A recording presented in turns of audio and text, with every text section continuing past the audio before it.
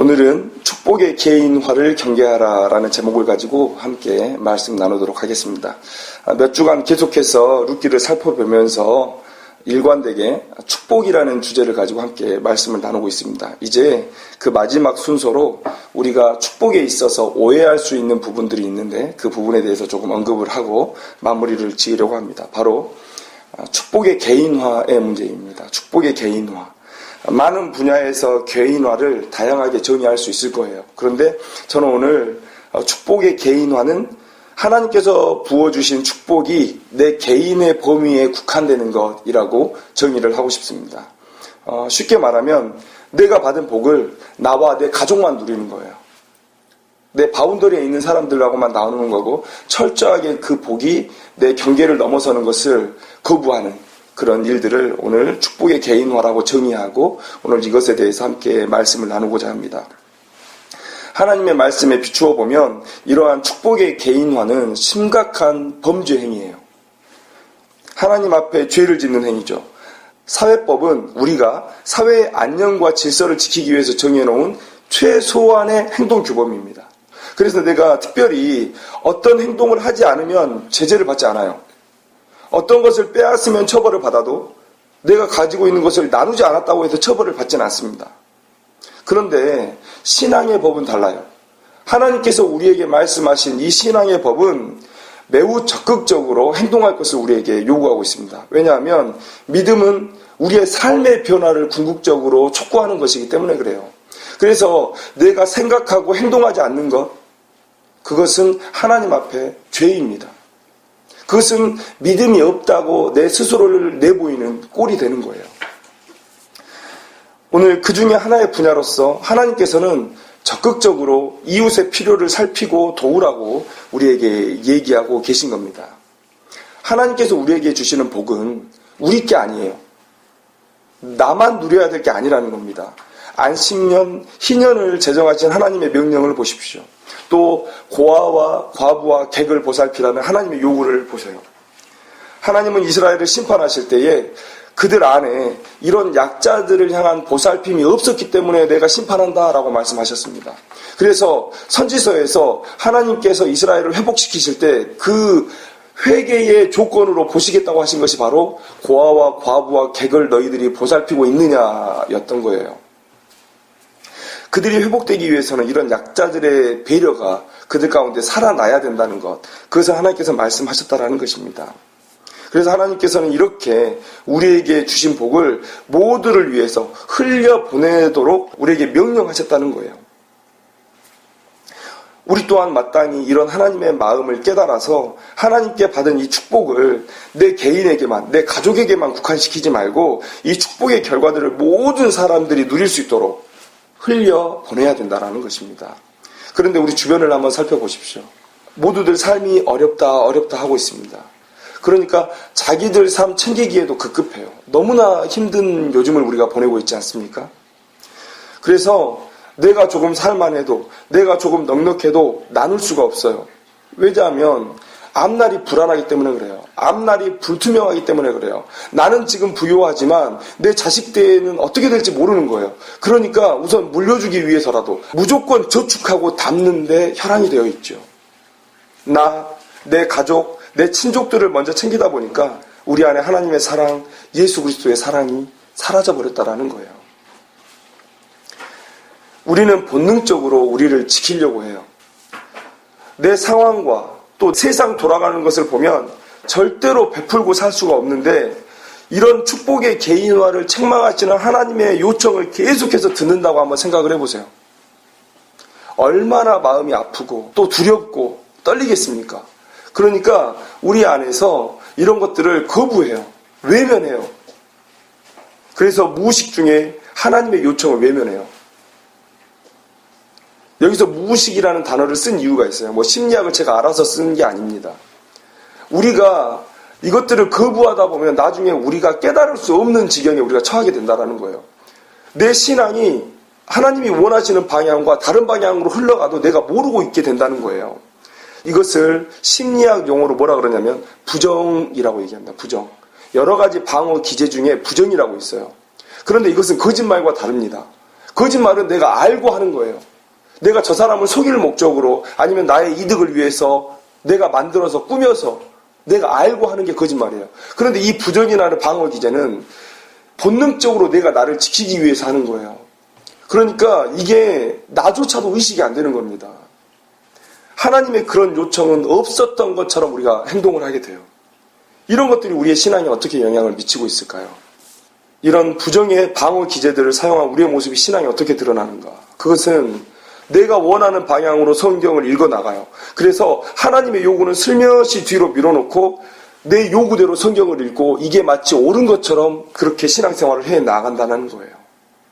이게 이 시대의 문제라고 생각합니다. 다들 나는 믿음이 좋다고 생각해요. 나는 기도도 열심히 하고 또 교회에 와서 열심히 봉사하고 전도도 열심히 하니까 나는 믿음이 좋은 거야. 믿음이 좋은 거야 라고 생각해요. 그러나 내가 할 수 없는 하나님의 요청에 대해서는 슬그머니 외면하고 내가 잘할 수 있는 것, 내 형편에서 내가 지금 희생하지 않고 할 수 있는 것에 집중하면서 마치 내가 진짜 신앙이 좋은 것처럼 생각하고 살아간다라는 거예요. 오늘 본문은 하나님께서 우리의 그런 연약함을 아시고 특별히 하나님의 생각을 알려주시는 그런 귀한 본문입니다. 이제 한번 우리가 본문으로 한번 들어가 보시죠. 룻의 믿음의 결단을 하나님께서는 기뻐하셨고 그리고 이 가정이 예루살렘에 도착한 이후에 보아스를 통해서 그 가정을 회복시키시고 복 주기를 원하셨어요. 그래서 오늘 본문에 그 복이 현실화되고 있습니다. 주변 여인들의 찬양을 들어보세요. 얼마나 아름답습니까? 나오미는 얼마나 복을 받은 자입니까? 그런데 우리는 이 나오미와 룻의 가정이 보아스를 통해서 복을 받은 것에만 집중해요. 우리의 시야가 거기까지예요. 왜요? 나도 모르게 복을 쫓아가고 있는 거예요. 그리고 이 가정이 누리는 이 복에 집중하게 되는 거예요. 그래서 여기까지 해서 딱 멈추면서 우리는 뭐라고 얘기합니까? 나도 믿음으로 하나님 앞에 복을 받아야지. 나도 나를 위해서, 내 가정을 위해서, 내 친족들을 위해서 하나님 앞에 믿음으로 반응하고 복을 받아야지 라는 생각을 해요. 다른 성경 본문들을 통해서 이렇게 묵상하면 우리가 양심의 가책이 덜할지 모르겠어요. 그러나 오늘 본문은 하나님께서 의도적으로 너희들 여기서 멈추지 말고 나를 따라 더 깊은 곳으로 들어오라 라고 우리를 끌어가고 계십니다. 그게 어디냐면 17절 하반절과 18절부터 22절까지에 나오는 족보에 대한 얘기예요. 하나님은 많은 사람들이 룻과 나오미의 가정의 회복에서 멈춰버릴 이 시선을 끌고 더 깊은 곳으로 들어가십니다. 어디로 가시죠? 나오미에게 아들이 태어났다 하여 그의 이름을 오벳이라 하였는데 그는 다윗의 아버지인 이새의 아버지였더라 라고 얘기하고 있습니다. 그리고 22절 마지막에 보면 뭐라고 나오냐면 이새는 다윗을 낳았더라 라고 얘기하고 있어요. 이게 바로 하나님께서 너희들 거기서 묵상을 멈추지 마라 라고 얘기하시면서 우리를 끌고 들어가시는 깊은 물가입니다. 왜 하나님께서는 이 다윗을 얘기해야만 했을까? 우리가 그것을 묵상해야 됩니다. 왜 룻과 나오미가 회복한 것에서 멈추지 않으시고 다윗에게까지 끌어가시는가? 다윗은 어떤 사람입니까? 이스라엘 사람들에게 다윗의 이름은요, 심장이 흔들리는 이름이에요. 마음이 떨리는 이름이에요. 다윗은 하나님께서 의도하신 통치를 가장 잘 구현해낸 왕이고 그래서 이스라엘을 형통케 한 백성들을 살만 나게 한 그런 왕입니다. 그래서 다시 오실 메시아는 다윗의 자손으로 묘사되어 있어요. 다윗의 이름, 그 이름만 들어도 이스라엘 백성들은 떨려요. 기대에 부풀어 올라요.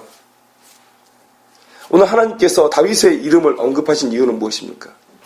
룻의 축복이 다윗에게로, 그리고 이 다윗은 자연스럽게 다윗의 자손인 예수 그리스도에게로 연결이 돼요. 다시 말하면 룻과 나오미의 가족의 형통한 삶은 다윗의 이야기를 통해서 온 이스라엘로 번져가는 것이고요. 또 다윗의 후손 예수 그리스도를 통해서 하나님께서 선택하신 온 인류에게로 확장되어 가는 것입니다. 다윗의 이름 이 하나의 언급이 엄청난 시야의 확장을 우리에게 요구하고 있는 거예요. 이것은 영역적인 확장이고 민족적인 확장이고 시간의 확장이에요. 겨우 예루살렘에만 머무르는 이야기가 아니라 전 지구적인 축복이고요. 단순히 한 가정의 축복이 아니라 온 민족의 축복이고요. 지금 이 순간이 아닌 이후에 있을 예수 그리스도의 초림과 재림의 그 축복으로의 확장을 이 다윗의 이름을 언급하심으로 지금 하나님께서 이끌어 가시는 것이라는 거예요. 하나님은 나오미의 가정을 회복시키실 때 이미 그 축복을 통해서 나오미의 가정만을 바라보신 것이 아니라 자신의 백성이 될 온 인류를 바라보고 계셨다는 거예요. 이것은 비단 룻기의 이야기만이 아닙니다. 인류를 창조하신 그 순간에도, 또 아담이 범죄로 인해서 에덴에서 쫓겨날 때에도, 홍수 때에 노아를 부르셨을 때에도, 아니면 아브라함을 부르셨을 때에도 하나님의 그 축복의 바운더리는요, 그 한 사람에게, 한 가정에게만 국한된 게 아니라 온 인류에게 확장되어 있었다라는 거예요. 온 인류에게 미치고 있었다라는 거예요. 다만 우리가 그것을 보지 못하고 성경에 나와 있는 모든 복을 받는 이야기들을 개인화해서 이해한 거예요. 아브라함의 이야기를 들으면서 아브라함이 믿음으로 반응해서 거부가 되었대 라는 것에 우리가 집중한 거예요. 요셉이 하나님 앞에 거룩하게 살아서 애굽의 총리가 되었대. 거기에 우리가 머물렀던 거예요. 하나님께서 아브라함을 부르신 이유가 거부를 만들기 위해서입니까? 하나님께서 요셉의 그 거룩한 삶을 인도하신 이유가 애굽의 총리 만들기 위해서입니까? 하나님께서 노아를 부르셔서 그 가족 8명을 살리신 이유가 노아의 가족을 형통케 하기 위해서입니까? 하나님의 복은요, 언제든지 목적이 있었습니다. 한 번도 의도와 계획 없이 복을 주신 적이 없어요. 그리고 그 의도와 계획은 언제나 한 가정, 한 사람이 아니라 온 인류에게 퍼져 있었다라는 거예요.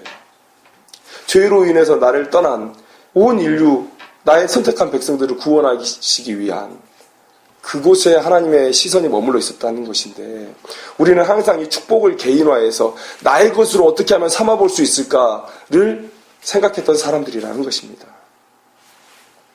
하나님은요, 하나님께서 주신 그 복이 우리에게서 멈춰도 된다라고 말씀하신 적이 없어요. 항상 흘러내려가야 되는 복으로 우리에게 말씀해 주셨다는 것입니다. 창세기 1장 28절에 하나님은 인간들에게 복을 주시면서 온 하늘과 땅과 바다의 모든 생물을 다스리라고 하셨어요. 그런데 로마서 8장 19절에 뭐라고 얘기합니까? 피조물이 고대하는 바는 하나님의 아들들이 나타나는 것이니, 죄로 인해서 피조물도 고통당하고 있습니다. 그래서 피조물이 하나님의 아들들이 나타나는 것을 고대하고 있어요. 왜요?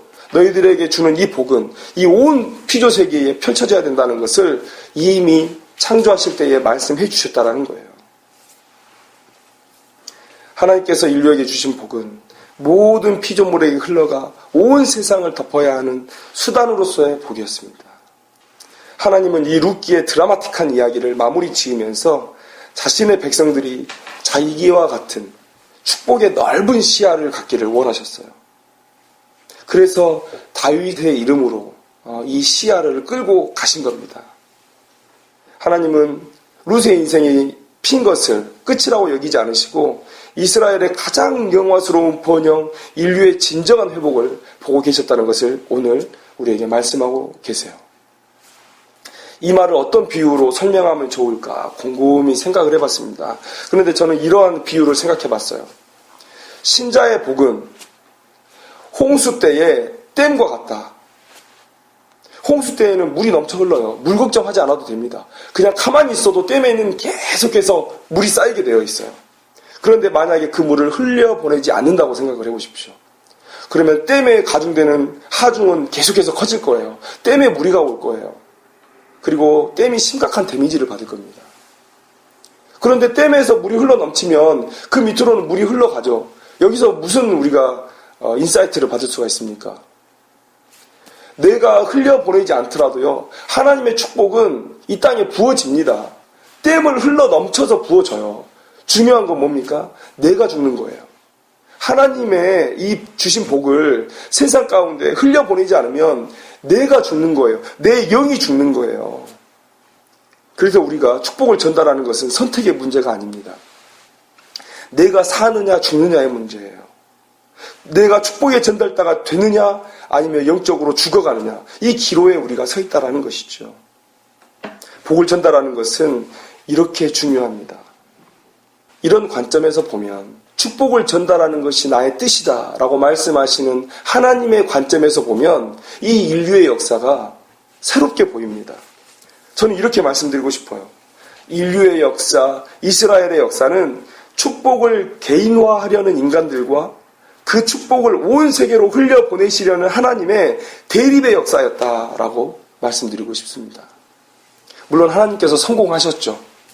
하나님께서는 인간들의 불순종으로 인해서 자신의 계획이 멈춰지는 그런 무능력한 하나님이 아니시죠. 하나님께서는 하나님의 복을 온 세상 가운데 흘려보내셨습니다. 그 절정은 예수 그리스도를 통해서 나타났어요. 그런데 인류는 어떻게 했다는 거죠? 계속해서 하나님께로부터 내려오는 그 복을 내가 쥐고 있으려는 그런 사람들이었다. 에덴 동산으로 한번 가보죠. 에덴 동산 어떻습니까? 하나님께서 복을 받은 그 아담은 이제 이 복을 온 피조 세계에 흘려보내서 하나님을 영광되게 하는 사명을 가지고 있었던 사람입니다. 그런데 어땠죠? 아담은 그 축복을 내 것으로 삼고자 했어요. 하나님과 같이 되고자 했어요. 제가 어제 신문을 보니까 사피엔스라는 책을 쓴 유발 하라리라는 사람이 있답니다. 근데 그 사람이 오늘 제가 주보에도 이렇게 글을 올려놨는데 200년 뒤에는 인간들이 신이 될 거라고 얘기를 해요. 저는 이 사람의 생각을 통해서 사단의 유혹이 지금도 우리 가운데 계속 되어지고 있구나라는 것들을 느낍니다. 지금도 이 사단의 유혹은 우리들의 귓가에 계속되고 있는 것이고 우리들의 마음은 하나님의 축복을 완전히 내 것으로 삼고자 하는 하나님을 향한 가장 강력한 범죄 앞에서 흔들리고 있다. 지금까지도 이게 아담, 에덴에서 있었던 일이 아니겠습니까? 이스라엘의 역사를 보십시오. 그들은 자신들을 통치하시는 하나님이 아니라 자신들이 필요에 따라서 조종할 수 있는 우상을 만들어놨어요. 왜요?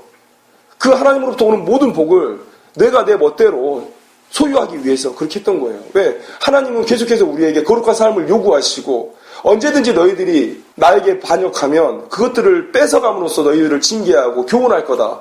그런 하나님을 만나다 보니까 자기의 삶과 상관없이 항상 이 풍요는 내가 소유하고 싶다. 그런 마음을 가지니까 하나님 외에 다른 우상들을 계속 찾아가는 거예요.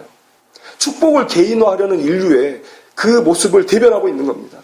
인류의 번영을 대표하는 느부갓네살 왕 어떻습니까?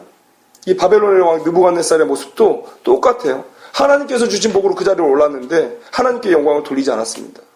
하나님의 모든 영광과 그 모든 것들을 자기가 소유하고 싶어 했던 거예요. 그래서 심판을 받았죠. 지금 우리는 어떻습니까? 가능하다면 모든 것을 다 내가 취하고 싶어요.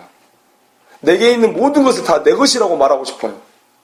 남이 가진 것도 내 것, 내가 가진 것도 내 것, 이렇게 말하고 싶은 세상 아닙니까? 물질만을 얘기하는 게 아닙니다. 정보와 지식의 독점력이 심각하죠.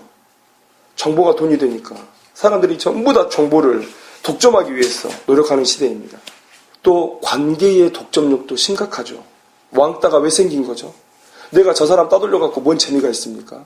그러나 이 사람을 따돌림으로 인해서 우리끼리 뭉치는 그 패거리가 중요한 거예요.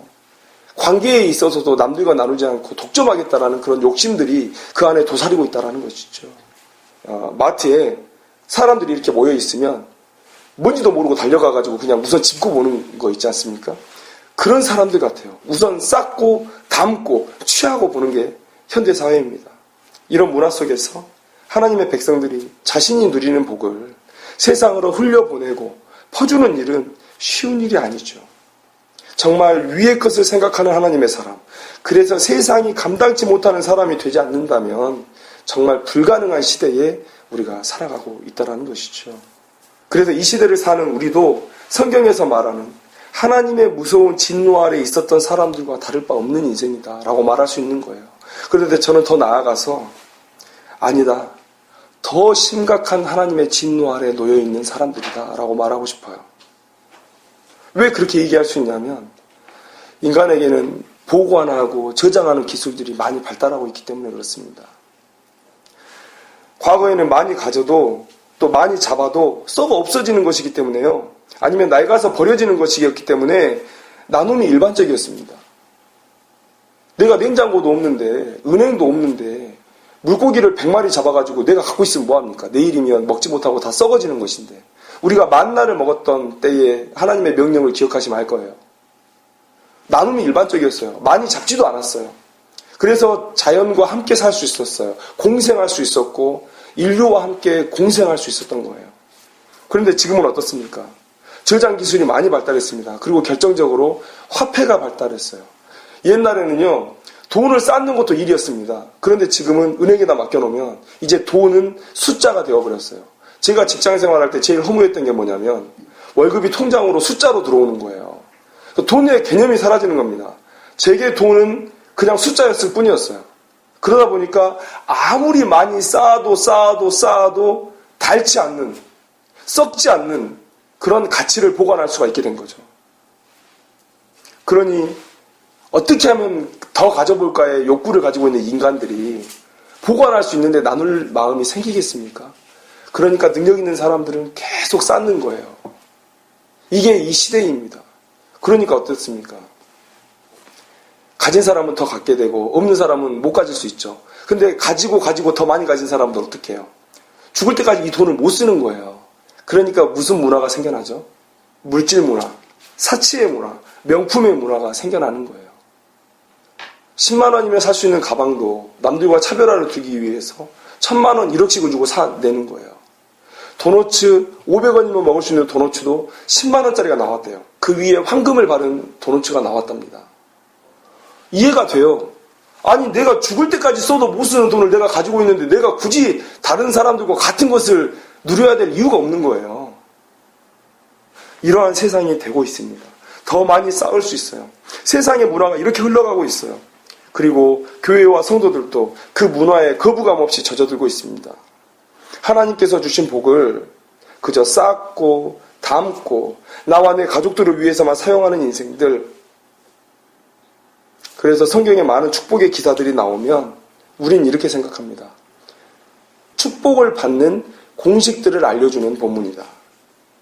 아브라함 같이 살아야지, 요셉 같이 살아야지, 다윗과 같이 살아야지, 그래서 내가 하나님의 축복을 받아야지, 그리고 내 자식과 풍족하게 잘 살아야지, 이게 우리의 신앙이 되어가고 있어요. 축복을 개인화하는 거죠. 오늘 본문에서 말씀드렸듯이 하나님은 한 번도 우리에게 내가 주는 이 축복이 네 거다라고 말씀하신 적이 없습니다. 그래서 하나님의 사람들은 오늘 본문에 주신 하나님의 말씀처럼 축복받으면서 만족하고 웃고 즐기는 인생이 아니라 함께 나누는 삶을 사는 것에 동참해야 되는 거죠. 이것은 선택이 아니라 명령입니다. 하나님께서 굳이 이 룻기에서 룻과 나오미의 가정의 회복을 언급하신 이후에 다윗의 이름을 말씀하신 이유가 바로 여기에 있다는 것입니다. 그럼 우리는 어떻게 이 축복의 개인화를 벗어나서 내 것을 나누며 통용할 수 있는가? 첫째는 우리가 소유에 대한 생각을 바꿔야 된다라는 거예요. 하나님께서 내게 주신 것은 나의 것이 아니다라고 생각하는 거예요. 우리는 나눈다고 생각해요. 그런데 저는 이 나눈다는 말도 틀렸다고 생각합니다. 왜냐하면 이 나눈다는 전제 안에는요, 내 것이라는 개념이 숨어 있어요. 내 것이니까 조금 떼서 나눠주는 거예요. 그런데 하나님께서는 네 게 아니라는 거예요. 그러니까 저는 이런 정의가 더 맞다고 생각해요. 하나님의 복은 전달하는 겁니다. 하나님의 복은 흘려보내는 거예요. 나눠주는 게 아니에요. 내 게 아니니까. 예수님의 가르침을 한번 생각해 보시죠. 예수님은 기도를 가르쳐달라는 제자들에게 주기도문을 주셨어요.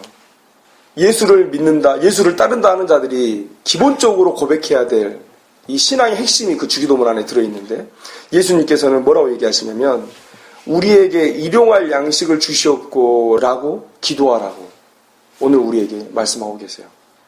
여기서 중요한 것은요, 양식이 아닙니다. 이 일용에 예수님의 강조점이 있다라는 거예요. 왜 꼭 양식인데 일용할 양식을 달라고만 해야 되느냐. 저장하고 쌓고 모으게 되면 믿음의 유혹을 받는다는 사실을 예수님께서는 알고 계셨어요. 예수님의 의도는 내 믿음의 용량을 초과해서 주시는 것이 오히려 나에게 영적인 독이 될 수 있다는 것을 겸손하게 인정하고 그래서 탐심으로 나아가지 않도록 물질을 사용할 수 있는 양을 정하신 거예요. 그게 일용할 양식인 거예요.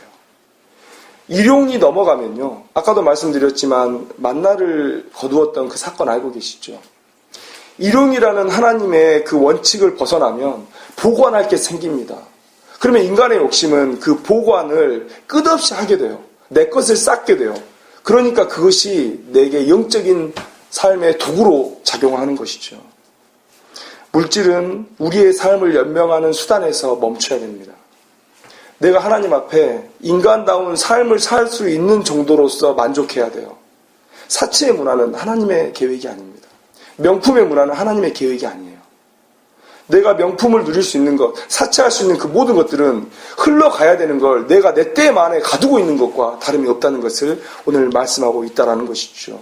바로 오늘은 예수님의 이 주기도문을 통해서 우리에게 주신 이 교훈을 마음 가운데 새겨야 됩니다. 나는 일용할 양식만을 취하고 내게 주어진 모든 것들은 하나님의 역사를 위해서 흘려보낸다. 이것은 내 것이 아니다. 하나님의 것이다. 나는 청지기일 뿐. 이런 마음을 우리가 가지고 있어야 된다는 것입니다. 이것을 더 확장해 봅시다. 비단 물질, 양식에 국한되지 말고 모든 것에 적용할 수 있습니다. 모든 것에. 하나님께서 우리에게 주시는 모든 축복을 이와 같이 여기기를 바라시는 거예요. 너희들 믿음의 분량에 넘어서지 않도록 일용할 양식만을 거두고 남은 모든 것들을 흘려보내라. 우리는 이런 생각의 변화가 있어야 된다는 것이죠. 하나님의 복에 대한 이런 변화된 생각이 우리에게 필요하다는 것입니다. 그래서 여기서 우리는 두 번째 적용으로 나아갑니다. 인류가 받아야 되는 궁극의 복은 뭡니까? 아까 우리가 여기서 나오미의 아들 오벳의 탄생을 통해서 다윗에게로 나아갔고요. 다윗의 모습을 통해서 우리는 누굴 봤습니까? 예수 그리스도를 봤다는 거예요. 축복을 개인화하지 않고 흘려보내는 유일한 방법, 그리고 가장 절정이며 근본적인 것은 곧 복음을 전하는 일이죠. 그래서 이렇게 확장시켜 나갈 수 있습니다. 우리의 물질과 모든 소유는 복음을 전하는 일에 사용되어져야 된다는 것이에요. 우리가 교회에서 물질을 나누는 것에 대한 모델로 사도행전 4장의 이야기, 초대교회의 이야기를 듣습니다. 정말 아름다운 이야기인 것은 맞는데요. 그런데 이것은 지금 이루어질 수도 없고 이루어질 필요도 없는 일이라는 것을 우리가 이해해야 됩니다. 초대교회는 임박한 종말론을 가지고 신앙생활을 했어요. 그래서 예수님께서 곧 오시는 것으로 알고 있었습니다. 그래서 바울은 결혼하지 말라고 말을 할 수 있었죠. 그런데 지금 사이비 종말론자들 어떻게 하고 있습니까? 자기 재산 다 팔아서 산으로 가고 해외로 나가서 자기들끼리 그 통용하면서 살고 있어요. 예수님 곧 오신다고. 이런 극단적인 종말론에 치우치는 삶은 지금 바람직하지 않습니다. 우리에게 필요한 일은요, 스피노자가 했던 그 말처럼 내일 지구에 종말이 오더라도 오늘 내가 한 그루의 사과나무를 심는 그 일들이 필요하다는 거예요. 예수님께서 내일 오신다고 전화가 와도 내가 특별히 할 일이 없어야 돼요. 내일 예수님 오신다고요? 예, 알겠습니다 하고 청소하고 막 기부하고 이런 일이 아니라 내가 평소에 계속해서 예수님이 내일 올 것처럼 살아왔기 때문에 내일 예수님이 오신다고 전화가 와도 그것에 대해서 예, 기다리고 있겠습니다 정도 외에는 달리 반응할 일이 없어야지 맞다는 거예요. 그러면 사도행전의 4장에 나오는 이 초대교회의 이야기들이 그저 물질을 나눈 것 때문에 우리가 아름답게 보는가? 그게 아니죠. 초대교회가 우리가 본받아야 되는 교회인 것은요, 물질을 나눠 써서가 아니라 이 물질을 통해서 복음을 전한 것에 있습니다. 그들의 물질을 다 팔아서 사도들의 발 앞에 두었을 때 사도들은 그것들을 각 사람들에게 나눠줬습니다. 좋은 소문의 소문이 교회의 문턱을 넘어섰어요. 담장을 넘어섰습니다. 온 땅으로 퍼져가고 있었어요. 예수 믿는 사람들은 저렇게 산다. 정의롭고 다른 사람들과 함께 나누는 것을 주저하지 않는 그런 소문을 들었을 때 복음이 매우 능력 있게 세상 속에 전파되었다는 것이에요. 사도행전의 이야기를 보십시오. 이 나누는 이야기의 앞과 뒤, 그리고 그 속에 무슨 얘기가 있냐? 복음을 전했다라는 얘기가 핵심입니다. 우리의 물질은 바로 이런 목적을 위해서 사용되어져야 된다는 거예요. 사도 바울은 당연히 누려야 할 권리를 포기함으로 복음을 전했죠. 빌레몬은 교회의 유익을 위해서 오네시모를 용서했습니다. 많은 교회들은 선교와 교회의 일치를 위해서 연보에 동참했습니다. 다들 예수 그리스도의 복음을 위해서 그렇게 희생한 거예요. 오늘 이 시간에 우리가 물질에 대한 생각을 바꾸고 나에게 주어진 모든 물질이 하나님의 복음을 위해서 사용되어져야 된다는 것을 꼭 말씀드리고 싶습니다. 룻기를 통해서 오늘 우리는 하나님께서 의도적으로 우리의 시선을 룻과 나오미의 가정이 아닌 더 더 넓은 곳으로 영역적으로 또 시간적으로 확장시키고 있는 모습들을 우리가 봐요. 하나님의 복의 개인화를 경계해야 됩니다. 우리에게 주신 하나님의 복은 온 인류의 복이 되어야 돼요. 믿음으로 일용할 양식만을 남기고 모든 것을 하나님 위하여 사용할 수 있는 그런 하나님의 백성들이 되어야 된다는 것입니다. 오늘 이 룻기에서 말씀하시는 하나님의 교훈을 깨닫고 내게 주신 하나님의 모든 복을 내가 아닌 인류가 누리는 복으로 사용되어지기 위해서 내어놓는 그런 귀한 인생들이 되기를 주님의 이름으로 축원합니다. 기도하겠습니다.